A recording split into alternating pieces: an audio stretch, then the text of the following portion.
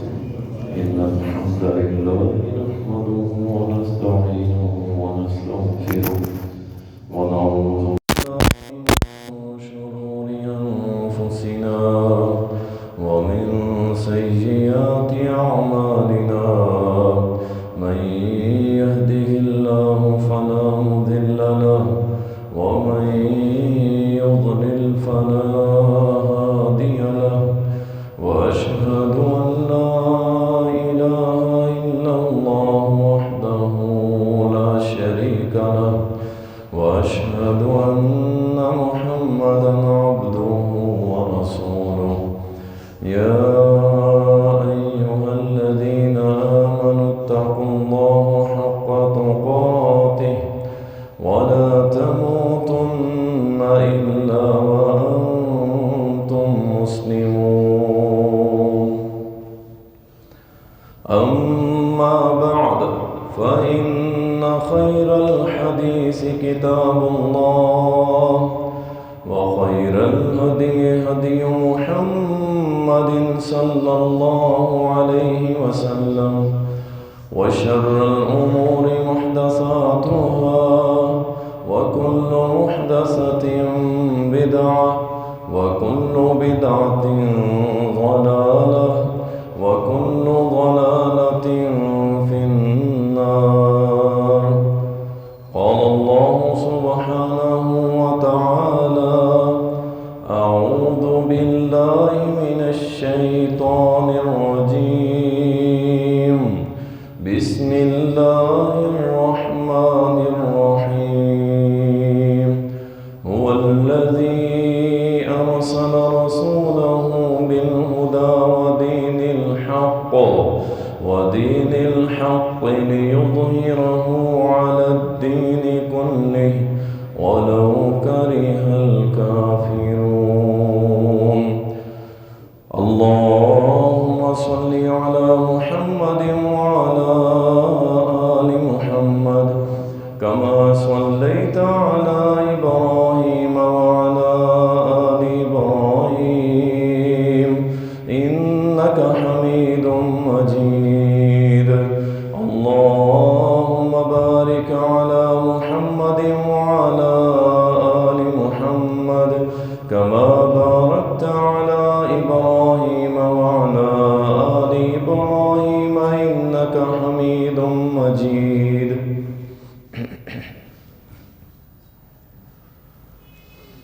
تعریفات اللہ سبحانہ و تعالیٰ کے لیے، درود و سلام سید المرسلین، شافی محشر، ساقی کوثر، امام المجاہدین جناب محمد الرسول اللہ صلی اللہ علیہ وسلم پر بے شمار رحمتیں ہوں، صحابہ کرام رضوان اللہ علیہم اجمعین پر۔ اللہ تعالیٰ نے رسول کریم صلی اللہ علیہ وسلم کو ایک خاص مقصد کے لیے اس دنیا کے اندر مبعوث فرمایا، اور وہ مشن جو تھا وہ یہ تھا کہ وہ اللہ جس نے اپنے رسول کو بھیجا ہے دین حق دے کے، تاکہ اس کو پوری دنیا پہ غالب کر دے، اگرچہ یہ بات کافروں کو ناپسند ہے۔ یہ وہ مشن تھا جس نے رسول کریم صلی اللہ علیہ وسلم کو اس معاشرے کے اندر وہ مقام و مرتبہ ملا کہ جو ہر شخص، ہر انسان، ہر مسلمان کو نہیں ملتا، بلکہ وہ خاص نبیوں کے ساتھ ہدایت اور دین حق کے ذریعے اللہ کے نبی صلی اللہ علیہ وسلم نے کہاں وہ اکیلے نبی مدینہ کے مکہ کی گلیوں کے اندر، کبھی طائف کے میدان کے اندر اکیلے، کوئی سپورٹر نہیں، کوئی وڈیرا، کوئی طاقتور، کوئی گاڑیوں کا جتھا، کوئی مال و دولت، کچھ بھی نہیں، تنہا ایک دعوت کہ میں نے اللہ کے دین کو پوری دنیا پہ غالب کرنا ہے، کوئی سوچ بھی نہیں سکتا تھا۔ اکثر مشرکین کی یہ سوچ ہوتی تھی کہ یہ بس چند دن میں، اس کے بعد یہ ختم ہو جائے گا، مٹ جائے گا، کچھ بھی نہیں بچے گا، اکیلا بن ہے۔ ہم بڑے بڑے تاجر، بڑے بڑے مالدار، سردار، وڈیرے، ہمارے پاس اتنی فین فالوئنگ ہے، اتنے لوگ ہیں ہمارے پاس، ہمارے دنیا کے ساتھ بڑے روابط ہیں، تعلقات، شام ہمارے ساتھ، عراق ہمارے ساتھ، یمن ہمارے ساتھ، یہ سارے ارد گرد کے علاقے ہمارے ساتھ ہیں، یہ ملک سارے ہمارے ساتھ ہیں۔ یہ اکیلا، آپ اندازہ کریں، پوری روئے زمین پہ اکیلے محمد رسول اللہ صلی اللہ علیہ وسلم اللہ کے دین کو غالب کرنے کے لیے نکل کھڑے، اکیلے۔ یہ صرف مکہ کی بات نہیں تھی، آپ تھوڑا سا اس پہ غور کریں تو پوری دنیا میں، پورے ورلڈ کے اندر اکیلے لا الہ الا اللہ کی حاکمیت، غلبہ اور نفاذ، اسی کے مطابق زندگی گزارنی ہے۔ اب اس کے لیے ظاہری بات ہے، وہ کہتے ہیں کہ جب تک ایک مکمل پلاننگ کے ساتھ ایک جماعت کو لے کر کے آگے نہ چلا جائے تو پھر آگے معاملات مزید سخت ہوتے چلے جاتے ہیں۔ تو رسول کریم صلی اللہ علیہ وسلم کو اب سپورٹرز کی ضرورت تھی، اپنے ساتھیوں کی، اصحاب کی ضرورت تھی۔ اللہ نے پسند کیا ابو بکر صدیق، اللہ نے پسند کیا عمر بن خطاب، اللہ نے پسند کیا عثمان غنی، اللہ نے پسند کیا علی المرتضیٰ، اللہ نے پسند کیا امیر معاویہ، سعد، سعید، طلحہ، زبیر رضی اللہ عنہ، اللہ نے پسند کیا۔ اب وہ سلیکٹ ہو کے آ گئے کہ چلیں جی کلمہ پڑھ لیے، انٹری ہو گئی اسلام کے اندر۔ اب ضرورت تھی کہ ان کو ایسی ان کی تربیت کی جائے، ایسی تربیت کی جائے تاکہ یہ میدانوں میں بھی میرے ساتھ ہوں، دشمن کے مقابلے میں بھی میرے ساتھ کھڑے ہو کے ان کے خلاف ٹکرا جائیں، اپنی جانیں دینے سے بھی دریغ نہ کریں، اپنے مال لٹانے میں بھی دریغ نہ کریں۔ اور جس معاشرے کو میں قائم کرنا چاہتا ہوں، اسلامی معاشرے کو، اسلامی ریاست کو، اس ریاست میں یہ ایک بہترین مسلم کا کردار ادا کرے۔ ظاہری بات ہے کوئی بھی لیڈر ہو، ان کے کارکنان کی طرف دیکھا جاتا ہے کہ ان کی تربیت کیسی ہو رہی ہے۔ تو رسول کریم صلی اللہ علیہ وسلم نے ایک اسلامی معاشرہ قائم کرنے کے لیے جو بیس کیمپ تھا، ہیڈ کوارٹر تھا، جہاں سے پوری دنیا میں اللہ کی دی ہوئی یہ ذمہ داری کہ پوری دنیا پہ دین کو غالب کرنا ہے، اس دعوت کو لے کے اٹھنا تھا، اس کے لیے ضروری تھا کہ ریاست، اسلامی ریاست، اس کے اندر ایسے لوگ بستے ہوں کہ جو اللہ کو پسند ہوں اور نبی کے تابع دار ہوں، پھر جا کے ایک اسلامی ریاست قائم ہوتی ہے۔ اور وہ کون کون سے اعمال تھے جو نبی کریم صلی اللہ علیہ وسلم نے سکھلائے؟ ویسے تو جب میں اسے گننے لگا ہوں تو اس کی تو تعداد بہت زیادہ ہے، کچھ میں نے آپ کے سامنے رکھنے ہیں کہ جس کی بنیاد پہ اللہ کے نبی صلی اللہ علیہ وسلم نے صحابہ کی تربیت کی، جس کی بنیاد پہ اسلامی ریاست مضبوط ہوئی، اور جس کی بنیاد پہ نبی کریم صلی اللہ علیہ وسلم کے صحابہ نے پوری دنیا پہ حکومت کی، پوری دنیا کے اوپر حکومت کی۔ یہ تربیت تھی۔ آپ یہ نہ سمجھے کہ ابو بکر صدیق رضی اللہ تعالیٰ ذاتی طور پہ انہوں نے محنت کر لی، عمر بن خطاب نے اپنے طور پہ محنت کر لی، عثمان و علی رضی اللہ عنہ ان سب نے اپنے طور پہ محنت کر لی تھی۔ نہیں، استاد بڑا مضبوط تھا، رہبر بڑا مضبوط تھا، رہنما بڑا عظیم تھا، انہوں نے تربیت، اور اس تربیت کی بنیاد پہ وہ پھر کبھی پیچھے نہیں ہٹے، پلٹ کے نہیں دیکھا، چاہے تاجر ہے۔ ہمارے ہاں یہ بدقسمتی سے ہم مثالیں دیتے ہیں، تاجر فلاں، سیدنا عثمان رضی اللہ تعالیٰ عنہ تاجر تھے، تجارت کرتے تھے، عبد الرحمن بن عوف کرتے تھے، عبیدہ ابن جراح کرتے تھے، فلاں کرتے تھے، فلاں بھائی کرتے تھے۔ آپ کو پتہ ہے کہ نبی صلی اللہ علیہ وسلم کے جتنے صحابہ بزنس کرتے تھے ان سب کے پیش نظر اسلامی ہوتا تھا کہ ہماری تجارت کا فائدہ اسلام کو ہو، ہمارے کاروبار کا فائدہ اسلام کو ہو، ہمارے کاروبار کے ساتھ اسلام غلبے میں آئے۔ آپ اندازہ کریں یہ تو بڑے بزنس مین لوگ تھے۔ میں آپ کو چھوٹی سی مثال دیتا ہوں کہ نبی علیہ السلام نے فرمایا اللہ کے دین کے لیے لاؤ جو کچھ تمہارے پاس ہے، اپنی طاقت کے مطابق لاؤ۔ صحابی ساری رات یہودی کے کنویں سے پانی نکالتا، اس کے کھیتوں کو سیراب کرتا، ساری رات پانی نکالنا، بچے اس کے بھی تھے، بیوی اس کی بھی تھی، اولاد اس کی بھی تھی، ساری رات پانی نکالنے کے بعد صبح اسے ایک لپ کھجوروں کی ملی یا ایک مد کھجوروں کی ملی، وہ لا کر کے نبی علیہ السلام سے عرض کرتا ہے اللہ کے نبی صلی اللہ علیہ وسلم یہ میری طرف سے بھی قبول فرمائے۔ یہ ایک لیبر، ایک مزدور جو بندہ ہے اس کی یہ سوچ تھی۔ منافق ہنسنے لگے، یہ دیکھو یہ کھجوروں کی لپ لے کے آ گئے، اس کی کیا حیثیت ہے؟ تو اللہ نے اس کا جواب دیا، اللہ نے اس کا جواب دیا کہ جو یہ لایا ہے، یہ جتنا مال آیا پڑا ہے اس سب پہ غالب آ گیا۔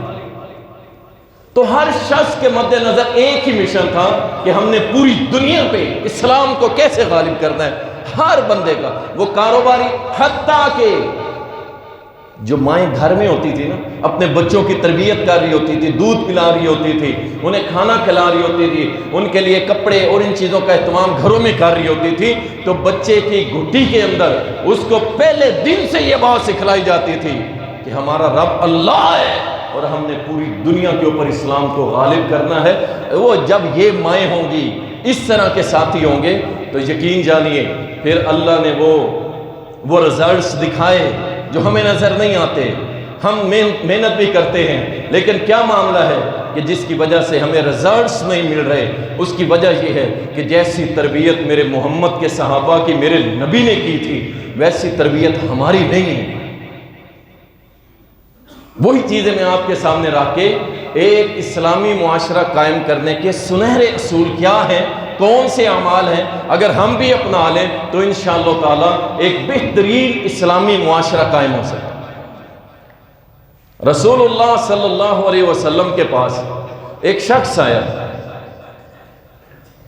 کہتے ہیں اللہ کے نبی صلی اللہ علیہ وسلم کوئی ایسا عمل بتا دے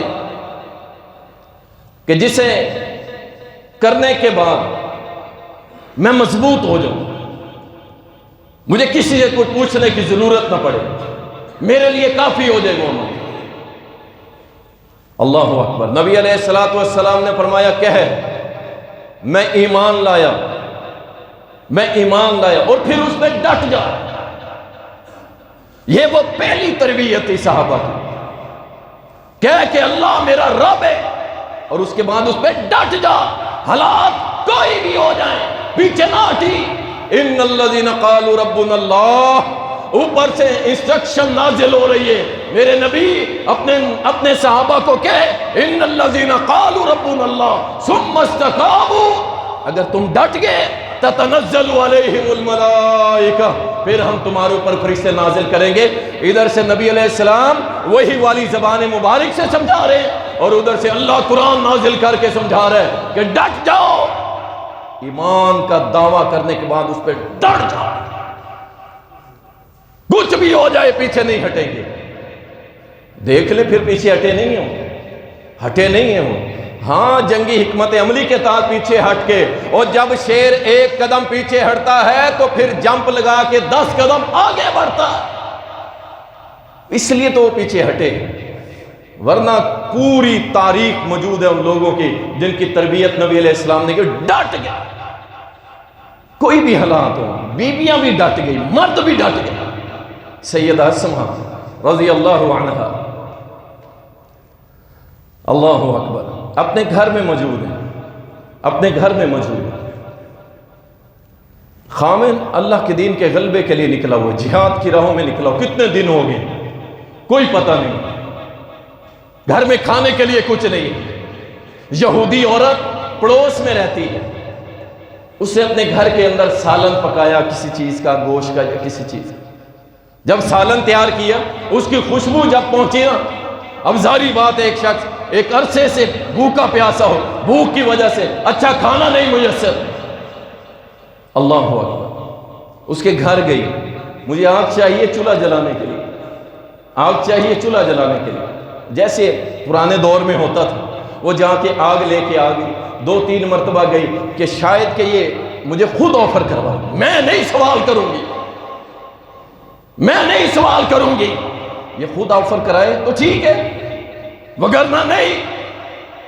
اور یہ وہ تربیت تھی، اللہ کی قسم، اسما کے گھر میں کچھ نہیں، ہاتھ پھیلانے کے لیے باہر نہیں نکلی، جگہ جگہ مانگنے کے لیے نہیں نکلی۔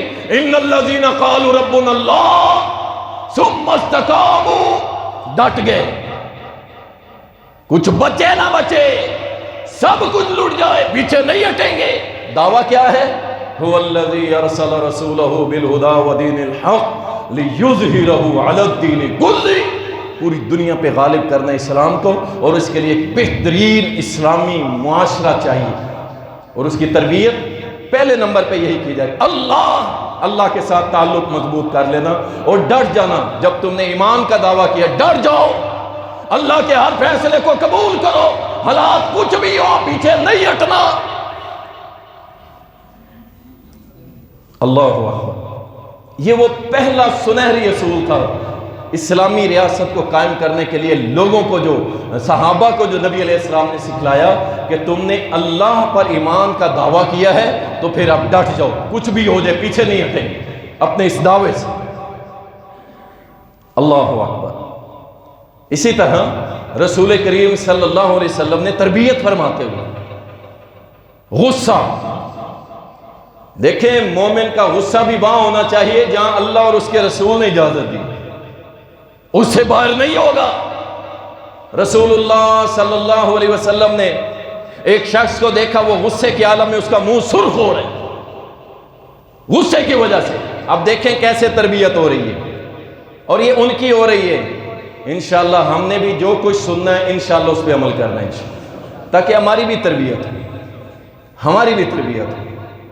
سارے ہی لگے ہوئے اللہ کی قسم، سارے، کیا دیوبندی، بریلوی، اہل حدیث، سب لگے ہوئے، لیکن وہ چینجنگز نہیں آ رہی پاکستان کے اندر، وہ رزلٹس نہیں آ رہے۔ اس کی وجہ ہماری تربیت کی کمی ہے، ہمارے عمل میں کمی ہے، ہمارے عمل میں کمزوری ہے، جس وجہ سے اسلامی معاشرہ اس طرح وجود میں نہیں آ رہا جس طرح ہم چاہتے ہیں۔ اللہ اکبر۔ نبی صلی اللہ علیہ وسلم نے فرمایا، یہ شخص جو غصے کی وجہ سے لال ہو رہے، غصے کی وجہ سے لال ہو رہے، میں اس کو ایک ایسا کلمہ سکھا دوں، اگر یہ پڑھ لے تو اس کی حالت ٹھیک ہو جائے گی، یہ ٹھیک ہو جائے گی۔ کیوں؟ غصے کے عالم میں کچھ بھی کرے گا، یہ اپنے معاشرے میں رہے تب بھی نقصان دے، کافروں کے خلاف جائے گا تب بھی نقصان دے۔ ہر حال میں غصے پہ کنٹرول رکھنا، پرسکون رہنا، یہ مومن کی شان ہوتی ہے۔ اللہ اکبر۔ فرمایا اگر یہ پڑھ لینا اعوذ باللہ من الشیطان الرجیم، اللہ تعالیٰ اس کی اس کیفیت کو بدل دے گا، اس کا غصہ ٹھنڈا ہو جائے گا۔ کتنے لوگ ہمارے پاس آتے ہیں، اسلامی معاشرہ، ایک گھر برباد ہو جاتا ہے چند لمحوں کے اندر۔ کئی لوگ آتے ہیں کہتے ہیں اتنا غصہ تھا کہ ہمیں پتہ ہی نہیں، ہم نے 10 بار طلاق دی ہے یا 20 بار اپنی بیوی کو طلاق دی، اور جب فیملی سسٹم ہی تباہ ہو جائے گا تو اسلامی معاشرہ کیسے پروان چڑھے؟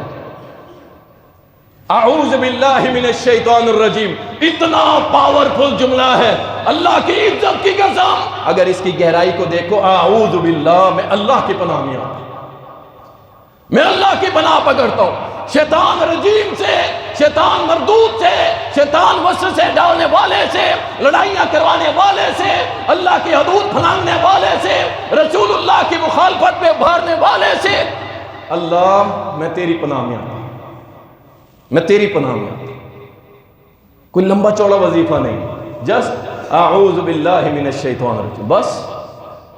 اللہ اکبر۔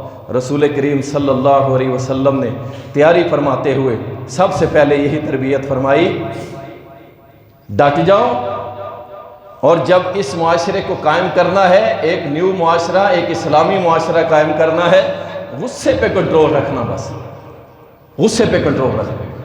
پھر نبی علیہ الصلوۃ والسلام نے، حدیث میں آتا ہے، عاجزی بڑی چیز ہے، لیکن نہیں، ہم نے انا کا مسئلہ بنا لیا، ہمارے اندر قوت برداشت ختم ہے، زیرو۔ میں اکثر کہتا ہوں، اکثر لوگ، اس نے مجھے گالی دی، میں نے اس کا سر پھاڑ دیا، اس نے مجھے گالی دی، میں نے اس کی ہڈی توڑ دی، میں نے اس کی ناک توڑ دی، اس نے میرے ساتھ ایسے کیا تو میں نے ایسے کر دیا، اور بڑے فخر سے بتا رہے ہوتے ہیں۔ عدم برداشت معاشرہ برباد کر دیتا ہے، عدم برداشت برباد کر دیتا ہے۔ رسول اللہ صلی اللہ علیہ وسلم کے ساتھ سیدنا ابو بکر صدیق رضی اللہ تعالیٰ بیٹھے ہوئے ہیں، اور ایک شخص سیدنا ابو بکر صدیق رضی اللہ تعالیٰ کے بارے میں سخت الفاظ استعمال کر رہا ہے، تو نبی صلی اللہ علیہ وسلم ساتھ بیٹھے، آپ مسکراتے رہے اور خاموش رہے، ابو بکر بھی خاموش رہے۔ نبی علیہ الصلوۃ والسلام ساتھ بیٹھے، کچھ دیر کے بعد جب ابو بکر صدیق رضی اللہ تعالیٰ نے جواب دیا تو نبی علیہ السلام اٹھ کے چلے گئے، ناراضگی کا اظہار فرمایا۔ سیدنا ابو بکر صدیق رضی اللہ تعالیٰ کہتے ہیں، اللہ کے نبی صلی اللہ علیہ وسلم وہ مجھے برا کہتا رہا، اس وقت آپ نے کوئی جواب نہیں دیا، جب میں نے جواب دیا تو آپ ناراض ہو گئے۔ فرمایا جب تک تو خاموش تھا، اللہ کے فرشتے تیری طرف سے اسے جواب دے رہے تھے، اور جب تو بولا اس وقت شیطان حائل ہو گیا تھا، جہاں شیطان ہو وہاں محمد رسول اللہ صلی اللہ علیہ وسلم نہیں بیٹھا کرتے۔ عاجزی، انکساری، صبر، برداشت، یہ اسلامی معاشرہ ایسے قائم نہیں ہو جاتا۔ ہر بندے ایک دوسرے کی ٹانگیں توڑی کھڑے، کوئی فائر ماری کھڑا، کوئی کچھ کیے کھڑے، اس طرح اسلامی معاشرہ یا معاشرے قائم ہوتے نہیں ہو سکتا۔ رسول اللہ صلی اللہ علیہ وسلم نے فرمایا، صحیح مسلم کے اندر آتا ہے، سیدنا ابو ہریرہ رضی اللہ تعالیٰ عنہ فرماتے ہیں کہ رسول کریم صلی اللہ علیہ وسلم نے فرمایا، جو اللہ سبحانہ و تعالیٰ کی رضا کی خاطر عاجزی اختیار کر جاتا ہے، جھک جاتا ہے، اللہ اس کی عزت بڑھا دیتا ہے۔ ملک صاحب، قریشی صاحب، شیخ صاحب، فلاں صاحب، سارے سن لو بھائی، آپ سارے صاحب ہو، اللہ آپ کی عزتوں میں اور اضافہ کرے، لیکن یاد رکھو جس دن تم اکڑ گئے اللہ توڑ دے گا۔ اور میرے محمد صلی اللہ علیہ وسلم نے تربیت کرتے ہوئے اسلامی معاشرے کی فرمایا، جو عاجزی اختیار کرتا ہے، جھک جاتا ہے، چپ کر جاتا ہے، برداشت کر جاتا ہے، اللہ اس کی عزت میں کمی نہیں آنے دیتا، اللہ اس کی عزت کو اور بڑھا دیتا ہے۔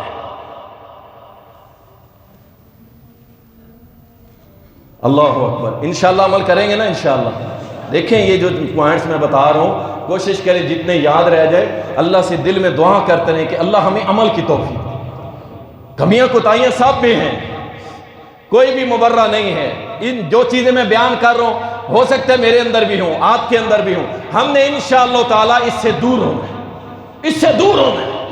اور یاد رکھیں، کل ایک مولانا صاحب نے بڑی پیاری بات کی، کہتے ہیں کہ جو چیز آپ کے اندر کمی محسوس کرتے ہیں، مثال کے طور پہ میں جھوٹ بولوں، میں گالی دوں، تو وہ کہتے ہیں علماء کو چاہیے جو ان کے اندر کمی ہے اسی موضوع پہ بار بار بیان کریں۔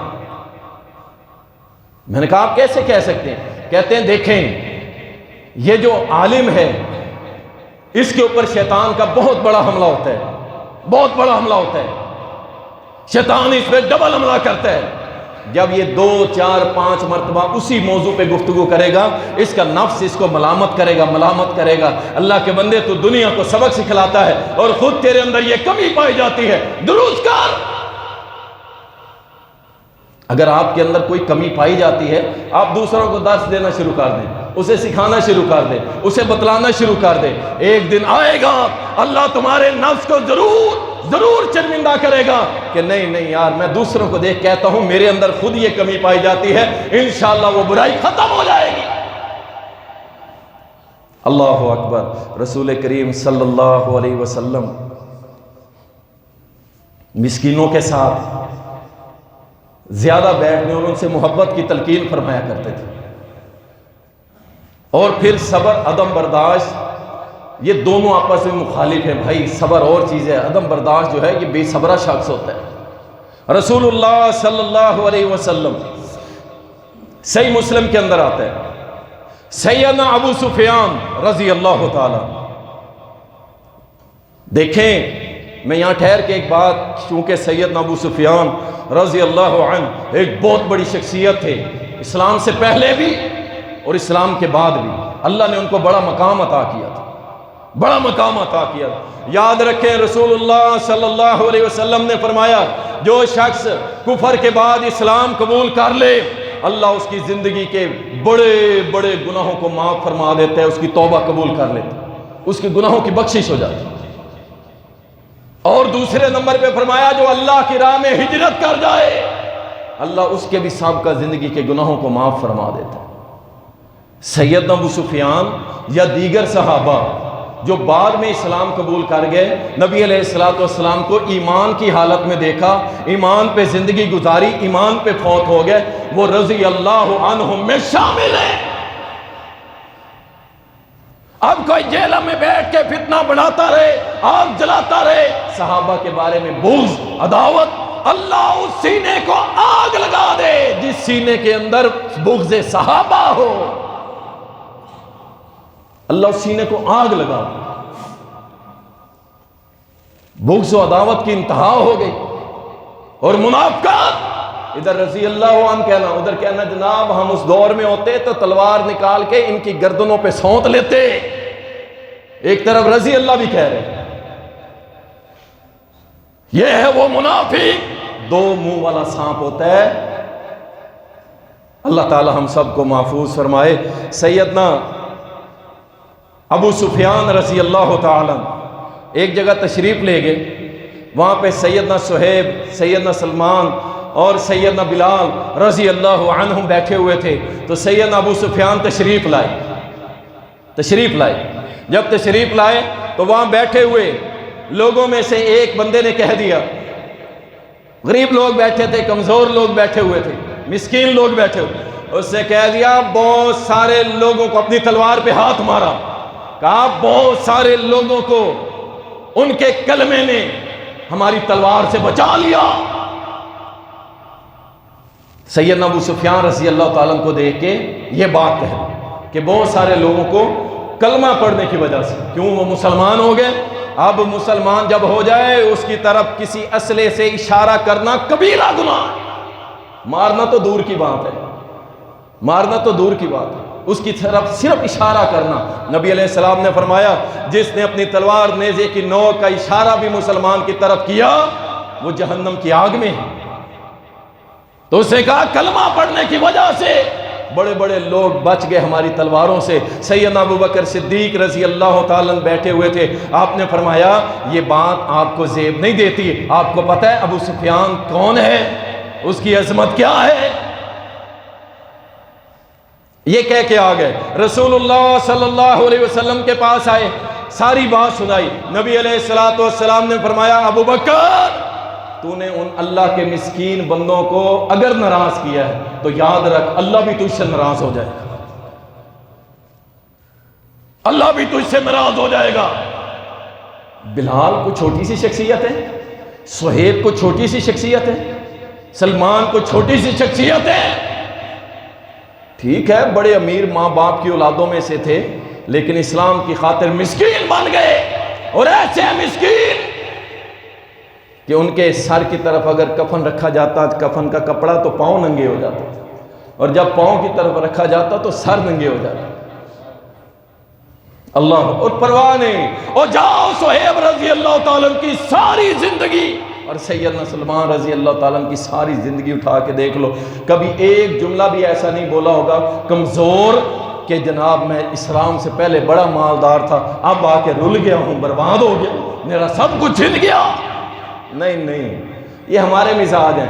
اللہ دیتا رہے تو واہ واہ، اور جب اللہ تھوڑا سا روک لے تو کہتے ہیں اللہ نے ہمارے اوپر تان رکھا ہے، ہمیں ہی ذلیل کر رہے.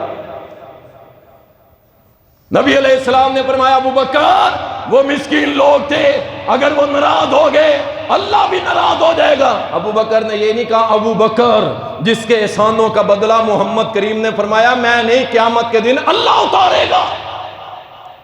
نہیں، عاجزی، انکساری، فوراً سے پہلے مڑے اور جا کر کے کہتے ہیں السلام علیکم ورحمت اللہ، میرے بھائیوں کیسے ہو؟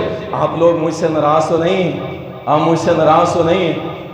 اور آگے والے وہ بھی وہ نہیں تھے جیسے ہم ہیں۔ جو بندہ معافی مانگنے آ گئے، بات ختم ہو گئی یار، اب اس سے بحث کرنا، تکرار کرنا، پچھلے مردے اکھیڑنا، یہ کہاں کی عقل مندی ہے؟ انہوں نے مسکراتے ہوئے کہا نہیں جناب ابو بکر، ہم آپ سے ناراض نہیں ہیں، اللہ آپ سے راضی ہو، اللہ آپ کو معاف کرے، ہم آپ سے ناراض نہیں ہیں۔ اور یہ تربیت ہے، ہم میں ہے جرت، اسلامی معاشرہ بنانا ہے جی، اسلامی نظام قائم کرنا ہے، سسٹم، اور جب ایک معاشرہ ہی کریٹ نہیں ہوگا اسلام کے سنہری بنیادوں رسولوں پہ، کیسے قائم ہوگی یہ بڑی ریاست؟ کیسے اسلام غالب ہوگا؟ اللہ اکبر۔ رسول اللہ صلی اللہ علیہ وسلم نے اپنے صحابہ کی تربیت کی اور ایک بہترین اسلامی معاشرے کی بنیاد رکھنے کے بعد صحابہ کی تربیت کرتے ہوئے فرمایا کہ اللہ کی مخلوق پہ رحمت اور شفقت، اللہ کی مخلوق، فرمایا وہ ہم میں سے نہیں ہے کہ جو چھوٹوں پہ شفقت نہیں کرتا، بڑوں کا احترام نہیں کرتا۔ بیلنس رکھا، بیلنس معاشرہ ہے نا، لوگ بڑے بھی ہوں گے چھوٹے بھی ہوں گے، بڑوں کا ادب ضروری ہے، چھوٹوں پہ شفقت ضروری ہے۔ دیکھیں اب اس شفقت کا غلط معنی آپ نے اخذ نہیں کر لینا کہ اتنی شفقت کی جائے، اتنی شفقت کی جائے کہ پھر مائیں اور ان کے باپ اپنے جوان بچوں کو پکڑ کے لاتے ہیں ان کو دم کریں جی، کس چیز کا؟ یہ نماز نہیں پڑھتا، یہ قرآن نہیں پڑھتا، یہ اللہ کے دین کو پسند نہیں کرتا۔ ایسی شفقت نہیں چاہیے۔ وہ بڑے کہتے تھے نا، دیکھو شیر کی آنکھ سے اور کھلاؤ ان کو سونے کا نوالا۔ پتہ ہو جب حدود اللہ کی شریعت، رسول کریم کی دین، اگر اس کو پھلانگنے کی کوشش کی تو گھر میں اونچی جگہ پہ پڑا ہوا ڈنڈا چل سکتا ہے۔ یہ شفقت میں شامل ہے۔ کیوں؟ یہ بات جس نے بیان کی ہے وہ رحمت للعالمین ہے، ساری کائنات کے لیے رحمت بنا کے بھیجا گیا۔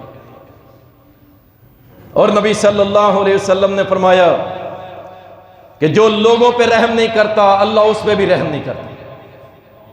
جو لوگوں پہ رحم نہیں کرتا اللہ اس پہ رحم نہیں کرتا۔ چھوٹی چھوٹی بات پہ لوگوں کے اوپر ظلم، زیادتی، اپنی طاقت، پاور کے نشے میں، اور جاؤ کتنے ہی لوگ ہاسپٹلز میں فالج زدہ پڑے، وہ بھی بڑے کڑیل جوان تھے، اب یاد آدھا جسم ان کا مفلوج ہو گیا، کسی کی زبان گنگ ہو گئی، کسی کے بازو کام نہیں کرتے، کسی کی ٹانگیں کام نہیں کرتی۔ یہ کون ہے؟ اللہ سے ڈر جاؤ کہ اللہ تعالی ہمارے ساتھ یہ معاملہ کرے، اس لیے رحم کرو اللہ کی مخلوق پہ، اللہ تمہارے اوپر رحم کرے گا۔ اور جب اللہ اپنے بندوں پہ رحم کرتا ہے تو یاد رکھو پھر اللہ سبحانہ و تعالیٰ اس بندے کو بہت ساری نعمتوں سے نواز دیتا ہے۔ اسی طرح اسلام کی اسلامی ریاست اور اسلامی معاشرہ قائم کرتے ہوئے نبی علیہ السلام نے تربیت فرمائی، کیا؟ اپنے مسلمان بھائی کی ستر پوشی کرو، ان کے رازوں کو عیاں نہ کرتے پھرو، ڈنڈورا نہ پیٹتے پھرو، ہر جگہ جا کے اس کے تذکرے شروع نہ کر دو۔ بلکہ نبی علیہ السلام نے تو یہاں تک فرمایا ہے کہ مومن تو وہ ہے جو اپنے بھائی کی پیٹھ پیچھے اس کا دفاع کرتا ہے، اس کی عزت کو اچھلنے نہیں دیتا، پیٹھ پیچھے اس کا دفاع کرتا ہے۔ ستر پوشی کرو، اس کے رازوں پہ پردے ڈالو۔ اگر اس کو ڈسکس کیا جا رہا ہے آپ کہ یار کوئی اور بات نہ کر لیں، چھوڑو اس کو یار، اس کا معاملہ اللہ کے ساتھ ہے۔ لیکن ان میں کچھ لوگ ایسے ہیں جن کا تذکرہ کرنا ضروری ہے۔ میں نے پہلے بھی کئی بار آپ کو یہ بات سمجھائی ہے، ایسا شخص جس سے انفرادی کوئی نقصان ہو رہا ہو اس کی ستر پوشی کر دینی چاہیے کہ میرا نقصان ہو رہا ہے میں اس کو چھپا دوں۔ لیکن اگر اس شخص کی وجہ سے اسلامی معاشرے میں کوئی فساد برپا ہو سکتا ہے یا مسلمانوں کی ایک بڑی جماعت کو نقصان ہو سکتا ہے تو اس شخص کے اس فتنے کو عیاں کرنا چاہیے تاکہ لوگ اس کے فتنے سے محفوظ رہ سکیں۔ یہ سطر پوشی میں نہیں آتا کہ وہ لوگوں پہ ظلم کرے، لوگوں کا مال ہڑپ جائے دھوکہ سے۔ ہمیں پتہ بھی ہو اور ہم سے کوئی فون کر کے پوچھے یار فلاں بندے کے بارے میں کیسا ہے، میں اس سے کاروبار کرنا چاہتا ہوں، ٹھیک ہے آپ لمبی ڈیٹیلز نہ بتائیں، کہا مجھ سے مشورہ کر رہے ہو تو میں مشورہ دوں گا، اس کے ساتھ کاروبار نہ کرو، بس اتنا کافی، اتنا کافی۔ اگر وہ سمجھدار ہے آپ سے مشورہ کرنے والا تو یاد رکھیں وہ سمجھ جائے گا کہ اس بندے سے دور رہ جائے تو بہتر ہے۔ رسول اللہ صلی اللہ علیہ وسلم نے فرمایا، سیدنا ابو ہریرہ رضی اللہ تعالیٰ عنہ فرماتے ہیں کہ نبی علیہ السلام نے فرمایا میری تمام امت کو معاف کیا جائے گا لیکن اس شخص کو نہیں۔ یہ کون بندہ ہے؟ اللہ اکبر، یہ مرض ہمارے اندر بہت زیادہ پائی جاتی ہے، توجہ کیجئے گا۔ فرمایا میری تمام امت کو معاف کر دیا جائے گا لیکن اس کو نہیں جو کھلے عام گناہ کرتے پھر رہے ہیں، کھلے عام۔ اب دیکھیں معاشرے کو پاک کیا جا رہا ہے، اپنے راز اپنے اندر رکھا کرو یار، اپنی خطاؤں کو اپنے اندر رکھا کرو، اپنے گناہوں کو اپنے اندر رکھا کرو۔ ایک شخص آتا ہے اور کہتا ہے اللہ کے نبی مجھے پاک کیجئے، میں نے زنا کی ہے۔ اس کا مطلب پتہ کیا تھا؟ مجھے گردن تک زمین میں دفن کریں اور سنسار کر دیں، میں نے زنا کی ہے۔ آپ صلی اللہ علیہ وسلم نے اپنا رخ انور ہی چینج کر لی کہ شاید یہ چلا جائے گا، اپنے راز کو اپنے اندر رکھ کے رب سے معافیاں مانگ جائے گا۔ اللہ اکبر، دوسری طرف سے آ گیا، پھر آ گیا، کہتا اللہ کے نبی مجھے پاک کیجئے۔ فرمایا چیک کرو نشہ تو نہیں کیا ہوا؟ پتہ کیا گیا کہ عرض کی نہیں اللہ کے نبی نشہ نہیں کیا ہوا، جا کے اسے سنسار کر دیا گیا۔ اگر وہ اللہ سے توبہ کرتا رہتا، معافی مانگتا رہتا، اللہ سبحانہ و تعالیٰ سے معافی کر دیتا۔ لیکن یاد رکھو ہم اتنے گندے ہو چکے ہیں، اتنے گندے ہو چکے ہیں، ہم گناہ کر کے لوگوں کے سامنے جا کے بیان کر رہے ہوتے ہیں۔ نبی علیہ السلام نے فرمایا میری امت کے تمام لوگوں کو اللہ معاف کر دے گا، ان کو نہیں کرے گا جو کھلا گناہ کرتے ہیں۔ صحابہ نے عرض کیا اللہ کے نبی یہ کون لوگ ہیں؟ فرمایا یہ وہ لوگ ہیں جو رات کے اندھیروں میں گناہ کرتے ہیں اور دن میں آ کے اپنے چرچے خود کرتے ہیں۔ میں نے رات فلاں فلم دیکھی، میں نے فلاں گانے سنے، میں نے فلاں لڑکی کو دیکھا، میں نے فلاں ڈانس دیکھا، فلاں مجرا دیکھا، میں نے فلاں گند کیا، فلاں کیا، فلاں کیا۔ یہ کون لوگ ہیں؟ فرمایا اللہ سبحانہ و تعالیٰ ان کو معاف نہیں کرے گا۔ معاشرہ گندہ کرتے ہو۔ ایک ماں باپ نے اپنے بچے کی بڑی پیاری تربیت کی ہے، اسے 5-7 سال کا کر کے اسے کوشش کی اچھی جگہ داخل کراؤں، اچھا پڑھاؤں، اس کی زندگی کی تربیت کرتے کرتے جب وہ جوانی کی دہلیز پہ پہنچا اور یہ بدبخت یہ اپنے گناہ بتا کے اسے موٹیویٹ کر رہا ہے کہ تو بھی گناہ کر۔ جب وہ گنہگار وہ آگے بنائے گا، یہ سلسلہ چلتے چلتے چلتے اسلامی معاشرے کی بگاڑ کا سبب بن جائے گا۔ اس لیے فرمایا ساری امت میری معاف کر دی جائے گی لیکن جو کھلا گناہ کرتا پھر رہا ہے اسے معاف نہیں کیا جائے گا۔ جو راتوں کو گناہ کر کے دن کو بڑے فخر سے بتاتا ہے میں نے یہ کیا۔ اللہ اکبر، اللہ تعالی ہم سب کو محفوظ فرمائے۔ اور اسی طرح رسول کریم صلی اللہ علیہ وسلم نے فرمایا اپنے بھائی کی عزت کا دفاع، میں نے پہلے بھی ذکر کیا ہے، صحیح بخاری کے اندر یہ حدیث آتی ہے، سیدنا ابو دردہ رضی اللہ تعالیٰ بیان کرتے ہیں کہ جس نے اپنے بھائی کا اس کی پیٹھ پیچھے دفاع کیا، بات بڑی مشکل ہے، کچھ لوگ ہوں گے شاید کریں، وہ بھی جس سے محبت کرتے ہوں گے بس، جس سے نہیں کرتے ہوں گے وہ بھی ساتھ شامل ہو جاتے ہیں۔ اچھا ٹھیک کہہ رہا تو ویسے بندہ ایسے ہی ہے۔ نبی علیہ السلام نے فرمایا جو شخص اپنے بھائی کا دفاع کرتا ہے اس کی پیٹھ کے پیچھے، اس کا کوئی تذکرہ شر برائی کوئی بیان ہو رہی ہوتی ہے، کہتے یار چھوڑو اس کو، چھوڑو کوئی اور بات کر لیں، اور یقین کریں ایک بار جب آپ مجلس میں ٹوک دیں گے نا ایک بندے کو، سارے بریک لگا لیں گے کہ آج کے بعد ہم نے یہ بات کرنی نہیں، کسی کی بات آپس میں کرو ایک دوسرے کے ساتھ جو کر رہے ہیں۔ نبی علیہ السلام نے فرمایا جو دفاع کرے گا اللہ سبحانہ و تعالیٰ اسے جہنم کی آگ سے محفوظ رکھے۔ یہ چھوٹی سی بات ہے، اتنا بڑا انعام۔ اور ایک بہترین معاشرہ بھی ہوگا جس میں ایک دوسرے کی بدخوئیاں، غیبت، چگلی یہ نہیں ہوگا، صاف ستھرا معاشرہ ہوگا، ہر شخص اپنی بات کرے گا بس۔ اللہ اکبر. صحابہ تو نیکیاں کر کے چھپاتے تھے راتوں کو، اور ہم اتنے گندے ہیں اپنی برائیاں کر کے لوگوں کو بتا رہے ہوتے ہیں. نیکیاں تو بڑی دور کی بات ہے. نبی صلی اللہ علیہ وسلم نے حسد بہت خطرناک چیز ہے. ایک حدیث میں آتا ہے، سنن ترمذی کے اندر بھی ہے اور صحیح مسلم کے اندر بھی ہے. سیدنا ابو ہریرہ رضی اللہ تعالیٰ بیان کرتے ہیں کہ نبی علیہ الصلوۃ والسلام نے فرمایا، کچھ نصیحتیں ہمیں کی، تربیت ہو رہی ہے. نمبر 1 فرمایا، ایک دوسرے پہ حسد نہ کرو، ایک دوسرے پہ حسد نہ کرو. اللہ نے اگر ایک بندے کو دیا تو یار کہو یا اللہ اسے اور دے، اللہ اور اپنی رحمت سے مجھے بھی عطا کر. یہ بہترین طریقہ. حسد کیا ہے؟ اللہ نے جو تقسیم کی ہے اس پہ اعتراض کرنا. اللہ تو نے اسے کیوں دیا، مجھے نہیں دیتا؟ اللہ وہ نمازیں نہیں پڑھتا، زکاتیں نہیں دیتا، حج نہیں کرتا، اللہ اسے تو دیتا جا رہا ہے، مجھے کیوں نہیں دیتا؟ تجھے پتہ ہے اللہ اس کے ساتھ کیا کرنے والا ہے؟ یہ اللہ کے معاملات ہیں، تو عمل دخل نہ دے. اللہ نے اس کا قرآن میں تذکرہ کیا، ہم اسے ڈھیل دے رہے ہوتے ہیں، ڈھیل دے رہے ہوتے ہیں. اللہ کی محبت ہے یہ اس کے ساتھ، شفقت ہے اس کے ساتھ کہ شاید یہ مڑ آئے، واپس آ جائے. نہیں آئے گا، اللہ اس کی رسی کو پھندا بنا کے لٹکا دے گا. اور تو جو تھوڑے پہ اللہ سے راضی ہو جا، اللہ قیامت کے دن تیرے تھوڑے عملوں سے راضی ہو جائے گا. حسد فرمایا ایک دوسرے سے حسد نہ کرو، اور فرمایا خرید و فروخت میں ایک دوسرے سے قیمت نہ بڑھایا کرو، ایک دوسرے سے بڑھ چڑھ کے قیمت نہ لگایا کرو، ایک دوسرے کو دھوکہ نہ دیا کرو. یہ اسلامی معاشرہ کریٹ ہو رہا ہے جی. فرمایا ایک دوسرے سے بغض نہ رکھو، ایک دوسرے سے بے رخیاں نہ کیا کرو، اور فرمایا ایک دوسرے کے سودے پہ سودا نہ کیا کرو. ایک شخص ایک چیز خرید آیا ہے، بات ختم ہو گئی، آپ جاتے ہیں یار ایسے کرو یہ مکان میں نے خریدنا چاہتا ہوں. کہا یار وہ تو 50,000 بیانہ دے گئے. کہا یہ 50 کے ساتھ 50 میں دیتا ہوں، یہ سودا مجھے دے دے. نبی علیہ السلام نے منع فرمایا ہے. کیوں؟ اسلامی معاشرے میں بگاڑ پیدا ہوگا، اسلامی معاشرے میں بگاڑ پیدا ہوگا. اور فرمایا اللہ کے بندو بھائی بھائی مان جو، مسلمان مسلمان کا بھائی ہے، نہ اس پہ ظلم کرتا ہے، نہ اس کو بے سہارا چھوڑتا ہے، اور نہ ہی اسے حقیر جانتا ہے، گھٹیا نہیں سمجھتا. تیری اوقات کیا ہے؟ یہ جملے ہمارے ہیں، ہمارے. تیری اوقات کیا ہے؟ اچھا تیری کیا اوقات تھی؟ تو کیا تھا؟ نام و نشان نہیں تھا. تو باپ کی پیٹھ سے دوسری جگہ ڈائیورٹ ہو کے ایک پانی کے قطرے کی شکل میں کیا تھا، کیا ہو گیا؟ اللہ اکبر. کسی مسلمان کو حقیر نہ جاننا.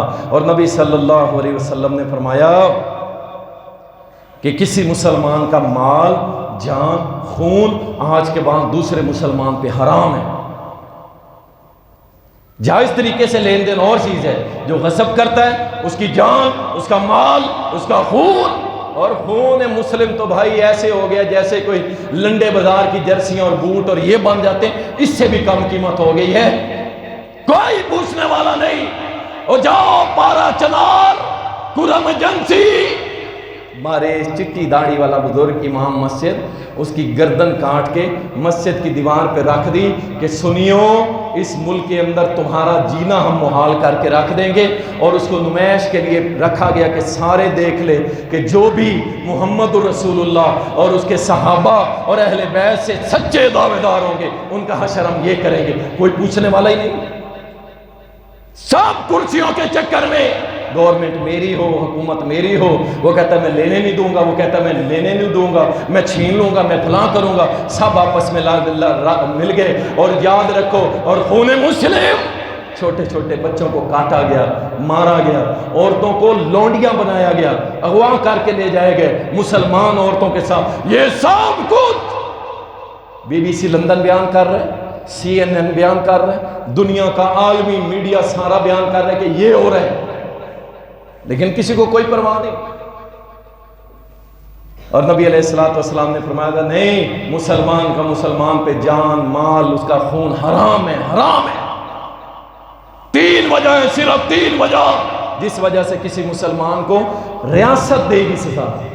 ہر بندہ اٹھ کے دینے لگ گیا تو معاشرہ برباد ہو جائے گا. ریاست، اسلامی ریاست قرآن اور سنت کے مطابق اس کا فیصلہ کرے گی، جو سزا بنے گی ریاست دے گی. زانی شادی شدہ ہو اس کو قتل کیا جائے گا، شادی شدہ قتل کے بدلے قتل کیا جائے گا، اور جو مرتد ہو جائے اس کو بھی ریاست قتل کرے گی۔ ریاست اپنی ذمہ داری جب پوریا نہیں کرتی اس وقت معاشرے میں بگاڑ آتا ہے، ورنہ نہیں آتا۔ اللہ اکبر۔ نبی صلی اللہ علیہ وسلم نے اسلامی معاشرہ فرمایا لوگوں کے درمیان صلح صفائی کرو، صلح صفائی کرو، اور ساتھ نبی علیہ السلام نے امام بخاری الادب المفرد کے اندر لائے ہیں، کہتے ہیں نبی علیہ السلام نے فرمایا تمہیں ایسا عمل نہ بتاؤں کہ جو نماز سے بھی افضل ہے، روزے سے بھی افضل ہے، صدقے سے بھی افضل ہے، یعنی زکوٰۃ سے بھی افضل ہے۔ افضل سے مراد ہے اجر اللہ تعالیٰ بہت بڑا دے گا، ورنہ فرض عبادت سے افضل کچھ نہیں ہوتا۔ لوگوں نے عرض کیا اللہ کے نبی اتنا بڑا عمل جو نماز روزے زکوٰۃ سے بھی زیادہ افضل عمل ہے، کیا عمل ہے؟ فرمایا لوگوں کے درمیان آپس میں صلح کروایا کرو، اللہ تمہیں نماز روزہ زکوٰۃ سے زیادہ اجر عطا فرمائے گا۔ صلح کا سبب بنو، لڑائی کا نہیں۔ لگائی بجھائی اس کے بارے میں غلط بیانیاں کر کے لڑائیاں جھگڑے فساد، آپس میں ایک دوسرے کے گربان اور جناب جیلیں کچہریاں بڑی بڑی، اللہ کی قسم بڑی بڑی۔ کون کھا رہا ہے؟ تھرڈ پارٹی کھا رہی ہے، سارے کھا رہے ہیں مل کے، اور اس کو کیا ملا؟ پیسے لگانے والا جیت گیا کیس تو اس کا کنگال ہو گیا، پیسہ گیا، اور جو اندر چلا گیا پیچھے سے اس کے بچے رل گئے، بربادی ہو گئی۔ فرمایا صلح کراؤ، صلح کراؤ، اور یاد رکھیں صلح پنچایت جب بنتی ہے وہ بھی اسلامی اصولوں پہ ہونی چاہیے۔ ہمارے جو پنچایتیں بنتی ہیں یہ بھی غیر شرعی ہے، مدعی سے پوچھا ہی نہیں جاتا کیا معاملہ ہے۔ ہاں اسے توجہ دلوائی جائے کہ بھائی تو اگر معاف کر دے گا نا اللہ تجھے یہ انعام عطا کرے گا، اگر وہ کر دے تو ٹھیک ہے، ورنہ پنچایت کا بھی فرض بنتا ہے اس کو اگر اللہ کے دین کی سمجھ نہیں ہے وہ پنچایتی نہ بنے، فیصلہ قرآن اور حدیث کے مطابق ہونا چاہیے۔ یہاں کیا ہوتا ہے؟ پریشرائز کر کے دوسری پارٹی صلح کرو، صلح کرو، یہ کوئی عدل نہیں ہے، کوئی عدل نہیں ہے۔ یاد رکھیں عدل کیا ہے؟ پنچایت بھی فیصلہ کرے گی، صلح کروائے گی تو قرآن اور حدیث کے اصولوں کے مطابق۔ اللہ اکبر۔ تو اسلامی معاشرے کے لیے ضروری ہے کہ آپس میں صلح کی جائے، اور اسی طرح نبی علیہ السلام نے فرمایا سچ بولنے والا، نبی علیہ السلام نے فرمایا میں گارنٹی دیتا ہوں، میں ضامن ہوں، اللہ تعالیٰ اس شخص کو جو سچ بولتا ہے، جھوٹ بولنا چھوڑ دیتا ہے، مذاق میں بھی جھوٹ نہیں بولتا، سچ بولتا ہے، میں اس کا ضامن ہوں کہ اللہ اس کے جنت کے کناروں پہ محل عطا فرمائے گا۔ سچ بولو اور سچ یقین کریں، اسلامی ریاست کی بنیاد ہے، اسلامی معاشرے کی بنیاد۔ سچ بولیں، جھوٹ نہیں، سچ بولیں۔ کیا ہوگا؟ تھوڑا سا نقصان ہو جائے گا، تھوڑی سی شرمندگی بعض دفعہ اٹھانی پڑے گی، لیکن سچ بولیں، سچ بولیں، ٹھیک ہے نا جی؟ انشاءاللہ تعالی اسی طرح امانت داروں تک پہنچائیں، وعدہ خلافی نہ کریں اسلامی ریاست کے اندر، اور اسی طرح اپنے بھائی کی مدد میں لگے رہیں۔ جو لوگ کہتے ہیں نا قاری صاحب کوئی وظیفہ بتائیں، میرا فلاں کام نہیں ہو رہا، میرا فلاں کام نہیں ہو رہا، کوئی بتائیں جی مشکل میں ہوں، پریشانی میں۔ اچھا جی نسخہ سن لیں، رسول اللہ صلی اللہ علیہ وسلم نے فرمایا اللہ اکبر، جو شخص کسی مسلمان کی مدد میں لگا رہتا ہے اللہ تعالیٰ اس کی مدد میں لگا رہتا ہے۔ لیں جی وظیفہ مل گیا۔ اگر آپ کی کوئی پریشانی ہے کسی مسلمان مسکین غریب یتیم کی مدد کرنا شروع کر دیں، تھوڑی کر دیں، ہم نہیں کہتے تم اپنا سارا مال لٹا دو، جتنا طاقت ہے اتنا کرنا شروع کر دو، انشاءاللہ اللہ سبحانہ و تعالی آپ کی مدد فرمائے گا اور آپ کو اس مسئلے سے نکالے گا انشاءاللہ۔ اور یہ اسلامی معاشرے کے اندر بڑا ہی خوبصورت عمل ہے کہ ہم اپنے بھائی کی مدد کریں، اس کے ساتھ کھڑے ہو جائیں، اور یقین کریں کچھ بھی نہیں ہے نا آپ کے پاس، کچھ بھی نہیں ہے، آپ اس کو تسلی تو دے سکتے ہیں، تسلی تو دے سکتے ہیں، میرے بھائی پریشانی ہے کٹ جائے گی انشاءاللہ، حوصلہ رکھ۔ آپ کا یہ کہنا، نبی علیہ السلام نے فرمایا جس نے کسی پریشان حال مسلمان کو، مصیبتوں میں گھرے مسلمان کو تسلی دی، اللہ جتنا اجر اس مصیبت زدہ کو دے رہا ہے اتنا ہی اجر اللہ تعالیٰ تسلی دینے والے کو دے رہا ہے۔ اللہ اکبر۔ رسول کریم صلی اللہ علیہ وسلم نے راستہ بھولا، کوئی راستہ بھول گیا اسے راستہ بتائیں، فرمایا یہ صدقہ ہے۔ کوئی راستے میں سامان لے کے کھڑا ہے، موٹر سائیکل سے گر گیا ہے، اس کے ساتھ کھڑے ہو جائیں، بریک لگا لیں، کچھ نہیں ہوتا 1 منٹ، اور ساتھ رک کے اس کا سامان اٹھوا کے رکھ دیں، نبی علیہ السلام نے فرمایا یہ بھی صدقہ ہے۔ یہ کیوں بتایا جا رہا ہے؟ اجر تو ہے ہی، لیکن اسلامی معاشرے کے اندر یہ خوبصورت اعمال ہے، محبت بڑھتی ہے، شفقت بڑھتی ہے، ایک دوسرے سے پیار بڑھتا ہے کہ یار کتنا پیارا انسان ہے یار۔ آج کے دور میں بھی ایسے ہیں، اکثر کلپس دوست بھیج دیتے ہیں، کوئی روڈ کے اوپر جا رہا ہوتا ہے، ان کی نیت ان کے ساتھ ہے ہم جو اچھا ہے وہ لے لیں گے۔ کوئی اپنے بیگ میں پیٹرول رکھتا ہے، کوئی شخص پیٹرول ختم ہو گیا وہ اپنے بیگ سے نکال کے دے دیتا ہے، یہ لیں جی یہ پیٹرول لے لیں یار آپ، چلے آپ پیسے نہیں لینے، کسی اور کو ضرورت پڑے آپ ڈلوا دیجیے۔ یقین کریں ایک شخص کو کسی نے بھیجا مجھے کلپ، وہ شخص پیدل چل رہا تھا اور کم و بیش 5-7 کلومیٹر شدید گرمی میں، اب تو موسم ٹھیک ہو گیا، شدید گرمی چل کے اس نے جانا تھا ایک بس سٹاپ پہ، اور وہاں سے چڑھ کے اس نے آگے جانا تھا بس کے اوپر۔ تو اس نے پوچھا آپ پیدل جا رہے ہیں 7 کلومیٹر؟ اس نے کہا میرے پاس پورا کرایہ ہے جو بس پہ بیٹھ کے اپنے مقام پہ منزل پہ جانے کے لیے، یہاں سے 7 کلومیٹر کے لیے میرے پاس کرایہ نہیں تھا، میں اس لیے پیدل جا رہا تھا۔ اس نے ساتھ بٹھایا، آگے لے گیا، 1000-2000 روپے اس کی جیب میں ڈال دیے۔ کہنے کا مقصد یہ ہے اسلامی معاشرے کی خصوصیات، خوبیاں جو آپس میں محبت پیدا کرتی ہیں، اور اپنے بھائی کے ساتھ معاونت کا جذبہ اللہ تعالی ہم سب کو عطا فرمائے، اور اپنے بھائی کے لیے رہنما بنے، اسے اچھا مشورہ دیں۔ اگر آپ سے کوئی مشورہ مانگتا ہے تو اس کے ساتھ اچھا مشورہ اسے دیں، اور مسلمان کا اکرام کریں، عزت کریں، مسلمان کی عزت اور توقیر آپ پہ فرض ہے۔ اور اسی طرح شبہات سے بچیں، شک و شبہ سے۔ کسی نے آپ کے بارے میں کوئی گمان، کوئی بات کی ہے، ٹھیک ہے نا، آپ کو کسی اور نے بیان کی ہے، آپ فوراً اس کے پیچھے نہ دوڑ پڑے ہو کہ جناب بس اب میں نے چھڑنا ہی نہیں، میں نے تو ایسے کر دینا ہے۔ بھائی یہ زنگ، گمان، اور یہ جو ان جاءکم فاسقٌ بنبأ فتبینوا، کوئی فاسق خبر لائے تو تحقیق کر لیا کرو، ایویں نہ شروع ہو جایا کرو، ٹھیک ہے نا۔ ہاں اسلام کھڑا ہے شہادتوں پہ، گواہیوں پہ۔ اگر کوئی گواہی 3-4 آ گئی ہے تو سمجھ لو پھر وہ بات پکی ہو گئی، پھر اب سزا ملے گی تو گواہوں کو اگر جھوٹ بولیں گے تو، ورنہ اسلام شہادتوں پہ، گواہیوں پہ کھڑا ہے۔ اور نوکر کے ساتھ اچھا سلوک۔ اس وقت غلام تھے، آج کل نوکر لگانے، اللہ اکبر، بڑے لوگ ہیں الحمدللہ، ہم میں نفرت کرنے والے بہت کم ہیں، قلیل لوگ ہیں، اور اللہ نے ان کو سبق سکھا دیے۔ ہم نے دیکھا ہے کئی لوگ ایسے ہوتے ہیں جو اپنے ملازموں کو گاڑی میں بٹھانے سے پہلے نیچے اخبار رکھواتے ہیں، آپ کے وہ جمز کہتے ہیں، جراثیم لگ جائیں گے، ٹھیک ہے، اس کے پاؤں کے نیچے اخبار، اس کی سیٹوں پہ اخبار۔ پھر اللہ تعالیٰ نے دکھایا کچھ سالوں کے اندر حالات ایسے بدلے کہ وہ ملازموں کی جگہ پہ آ گئے،